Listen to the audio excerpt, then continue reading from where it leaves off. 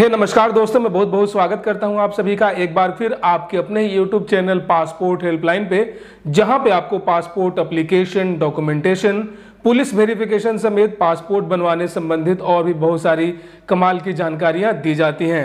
और दोस्तों, आज के इस वीडियो में हम बात करने वाले हैं एक ऐसे टॉपिक पे जो कि मैक्सिमम लोग जिन्होंने पासपोर्ट अप्लाई किया है और अपॉइंटमेंट हो जाने के बाद जो अपने पासपोर्ट का वेट कर रहे हैं, ठीक है, और उनका जो पासपोर्ट एप्लीकेशन का जो स्टेटस है ऑन होल्ड दिखा रहा है, ठीक है। तो आज के इस वीडियो में हम कंप्लीटली बात करेंगे कि ये जो एप्लीकेशन ऑन होल्ड का एक्चुअल रीज़न क्या होता है, ठीक है, और कौन से रीज़न में जो है आपको अपनी ओर से कुछ इनिशिएटिव लेना है और किस तरीके से आप इस प्रॉब्लम को शॉर्ट आउट कर सकते हैं। क्योंकि दोस्तों मुझे पता है एक्साइटमेंट जिस लेवल की होती है और जिस तरीके से हम सभी काफ़ी ज़्यादा एक्साइटेड होते हैं कि कब कितनी जल्दी से जल्दी जो है मुझे मेरा पासपोर्ट जो है वो बनकर मेरे घर पे आए, ठीक है, वीज़ा लगवाऊँ, बाहर जाऊँ।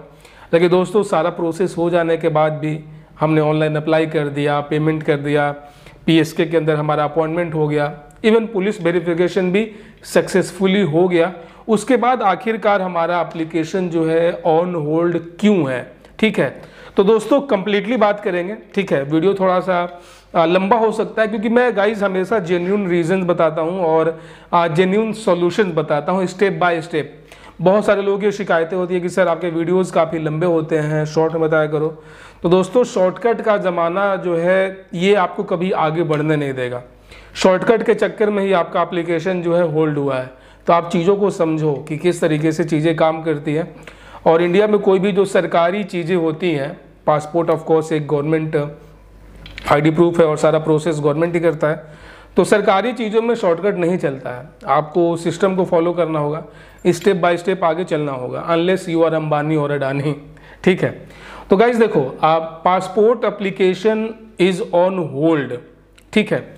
बेसिकली सीधा सीधा मतलब यही हुआ कि आपका जो पासपोर्ट का जो आवेदन है इसको अभी स्थिर रखा गया है, होल्ड पे रखा गया है और अभी हम इसको आगे नहीं बढ़ा रहे हैं। मतलब कि आपका एप्लीकेशन का जो स्थिति है, ठीक है, वो बिल्कुल उसी तरीके से पड़ा हुआ है, ना वो आगे जा रहा है ना पीछे जाएगा, ऑफ कोर्स, ठीक है, जब तक कि जिस कारण से एप्लीकेशन होल्ड हुआ है उसका सॉल्यूशन ना मिल जाए। और मैक्सिमम 99% जो पासपोर्ट एप्लीकेशन जो होल्ड होते हैं वो होते हैं RPO के अंदर। RPO in the sense regional passport office, क्षेत्रीय पासपोर्ट कार्यालय, जो कि मेन एक तरीके से कंट्रोल ऑफिस होता है आपके स्टेट का पासपोर्ट के मैनेजमेंट में। मतलब ये कि अगर आप बिहार के किसी भी जिले से हैं, ठीक है, तो आपका जो RPO होगा वो पटना में है। अगर आप झारखंड के किसी स्टेट से हैं तो आपका जो RPO है वो रांची में होगा, ठीक है। आप छत्तीसगढ़ में कहीं से भी बिलोंग करते हैं लेकिन आपका जो RPO है वो आपका रायपुर में होगा। कहने का मतलब क्या है कि अलग अलग ऑफिसेज होते हैं लेकिन जो कंट्रोल करता है उन सभी को वो होता है RPO, जहां पे आपका सारा डेटा जो है जमा होता है। जैसे आप जो फिंगरप्रिंट देते हैं, जो आपका फोटो वगैरह वहां पे लिया जाता है, ठीक है, तो वो आपकी सुविधा के लिए आपका जो नज़दीकी घर के पास जो सेंटर है वो बनाया गया है। लेकिन जो सारा डेटा जो जाता है ना वो जाता है RPO के अंदर, सारा डेटा आपका वहीं पे सेव रहता है। जिस तरीके से अलग अलग स्कूल CBSE कंट्रोल करता है उसी तरीके से ये भी इस चीज़ से काम करती है। आप समझ गए होंगे कि RPO जो है आपके पासपोर्ट का जो प्रिंटिंग है, डिस्पैच है, आपके पासपोर्ट को आगे बढ़ाना है नहीं बढ़ाना है, ये सभी डिसीजन जो होते हैं RPO के अंदर लिए जाते हैं। तो आपका जो भी अपॉइंटमेंट के बाद आपने फिजिकल अपॉइंटमेंट अपना दे दिया सेंटर पे, उसके बाद आपका जो है PSK से सारा कनेक्शन खत्म हो जाता है। फिर दोबारा आपको कभी PSK नहीं जाना होता है। उसके बाद जो सारी चीज़ें जो होती हैं वो होता है RPO के अंदर। तो यहाँ पे passport application is on hold at your RPO, ठीक है। मतलब ये कि आपका जो एप्लीकेशन है वो RPO के अंदर होल्ड हो गया। अब एक्चुअल में इसका रीज़न क्या है दोस्तों? जो 99% जो रीज़न होता है, मैं अपने सभी वीडियोस में बताता हूँ, वो होता है आपके 10वीं की मार्कशीट। बहुत सारे ऐसे लोग जो कि भेड़ चाल में चलते हैं, जाने अनजाने में केवल कहीं सुनी बातों पे बिलीव करके वो अपनी 10वीं की मार्कशीट लगाते हैं, जो कि मैं सजेस्ट करता हूं कि अगर आपको ज़रूरत नहीं है नॉन ECR पासपोर्ट का तो आप अपने 10वीं की मार्कशीट मत लगाओ। इससे कोई फायदा नहीं होने वाला है। इससे नुकसान ये है ना कि एक एक्स्ट्रा एक बर्डन बढ़ जाता है, एक एक्स्ट्रा लेवल इंक्रीज हो जाता है आपके पासपोर्ट के आवेदन में।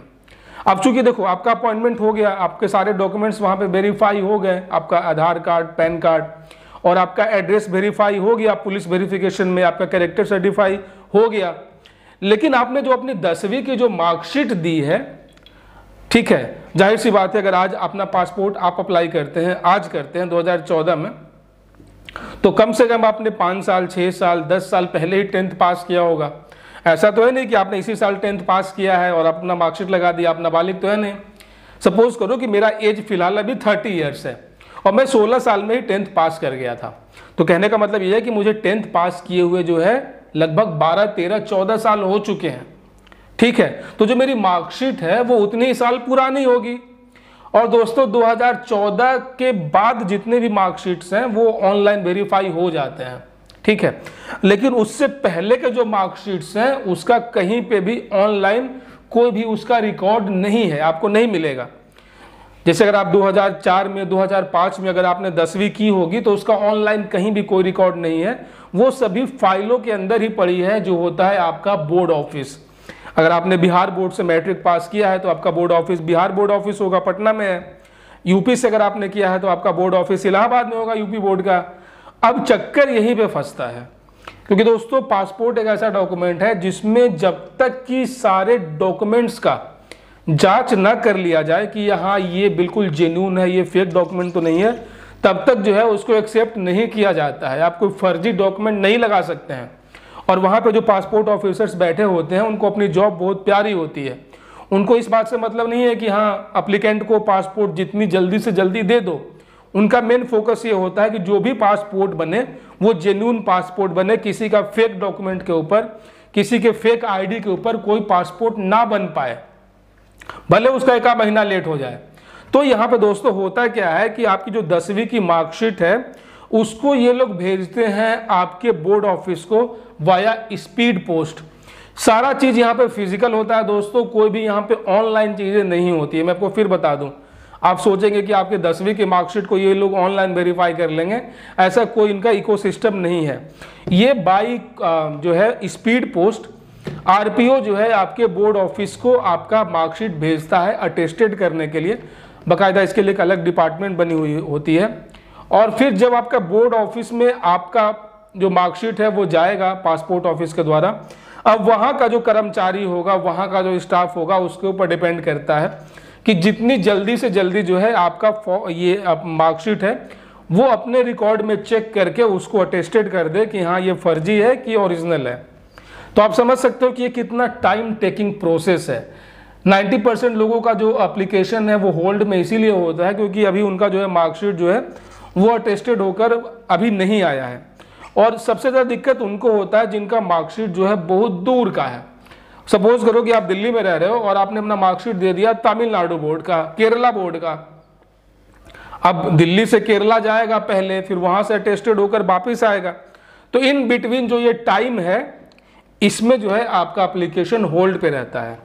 तो मैं अपने सारे वीडियोस में बताता हूं कि अगर आपका मकसद टूरिज्म है, अगर आप टूरिस्ट वीज़ा पे घूमने जाना चाहते हो, अगर आपका मकसद ये नहीं है कि आप दुबई या फिर जो भी खाड़ी देश है वहाँ जाकर कुछ जॉब वगैरह करना है, ठीक है, अगर आप जॉब पर्पस अगर आपका नहीं है तो आप विदाउट मार्कशीट वाला पासपोर्ट बनवाओ। That is much convenient, much faster and much easy. हाँ, वही अगर आपका मकसद ये है कि आपको दुबई, सऊदी अरब, कुवैत, बहरीन, कतर जैसे देश में जाकर कुछ जॉब वगैरह करना है तो मैं रिकमेंड करूंगा कि आप 10वीं की मार्कशीट लगाओ, नॉन ECR पासपोर्ट बनवाओ। तो क्या है कि उससे ना इजीली वीज़ा मिल जाता है, क्योंकि ECR वीज़ा पे ECR पासपोर्ट पे जल्दी एम्प्लॉयमेंट वीज़ा ये लोग नहीं देते हैं, ठीक है। तो ये एक सबसे बड़ा रीज़न है 10वीं की मार्कशीट का।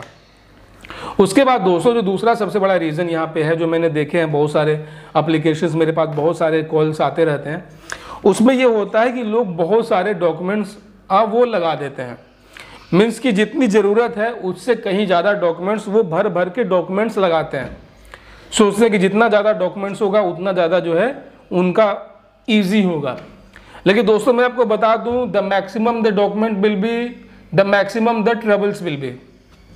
जितना ज़्यादा आप डॉक्यूमेंट्स लगाओगे उतना ज़्यादा जो है उसका वेरिफिकेशन होगा। जैसे कि मैंने आपको अभी बोला थोड़ी देर पहले कि विदाउट वेरिफिकेशन कोई भी डॉक्यूमेंट जो है पासपोर्ट ऑफिस वाले उसको एक्सेप्ट करते ही नहीं है। तो जो भी आप अपॉइंटमेंट के दिन जो भी डॉक्यूमेंट आप लेकर जाते हो, मार्कशीट हो गया, अपना Aadhaar card, pan card, voter ID card, driving licence, ठीक है, आर्म्स लाइसेंस, तो उन सब का जो है वो तो पहली नज़र में वहीं पे वेरीफाई कर लेते हैं, ठीक है। अब उसके बाद एक एक्स्ट्रा लेयर भी होता है, ठीक है, उसके ऊपर भी जो है वेरिफिकेशन होता है। तो सपोज करो आपने दो अलग अलग डॉक्यूमेंट्स लगाए हैं और दोनों में कुछ इन्फॉर्मेशन स्लाइटली जो है वो मिसमैच कर रहा है। सपोज करो कि आपने अपना आधार कार्ड भी दे दिया, अपना वोटर आईडी कार्ड भी दे दिया और दोनों के पीछे एड्रेस बिल्कुल सेम है, लेकिन स्पेलिंग हो गया मिस्टेक, पिन कोड मिस्टेक हो गया, एक कॉमा मिस्टेक हो गया। तो यहाँ पे क्या होगा कि आगे जब रिक्रूटमेंट होगा, ठीक है, तो फिर वहाँ पे आपके एप्लीकेशन को होल्ड कर देंगे, आपके घर पे एक लेटर भेजेंगे शो कॉज नोटिस, और वो आपको फिर वापस बुलाएंगे। तो इसीलिए दोस्तों मैं सिर्फ सजेस्ट करता हूँ कि आप कम से कम डॉक्यूमेंट लेकर चलो। पैन कार्ड, आधार कार्ड, ये इनफ है, ठीक है। अगर आपका किराए पे आप रहते हो तो रेंट एग्रीमेंट चलेगा, बैंक पासबुक चलेगा, लेकिन जितना मांगा जाए ना उतना ही डॉक्यूमेंट देना वहाँ पे। अपनी मर्जी से नहीं कि पूरा फाइल बना के ले गए और इस तरीके से वहाँ पे फाइलें खोल रहे हैं। अपनी फाइल खोलोगे तो आपको ही दिक्कत होगा। तो कुछ इस तरीके से दोस्तों आप मिनिमम डॉक्यूमेंट्स लेके चलो, जितना मांगा जाए उतना ही डॉक्यूमेंट वहाँ पे आप दो, ठीक है। मार्कशीट तो हो गया, चलो ये एक अलग बात है। उसके बाद अपना Aadhaar card, pan card, that's enough. इसके अलावा कोई डॉक्यूमेंट्स नहीं चाहिए, कुछ डॉक्यूमेंट मत लेकर जाओ।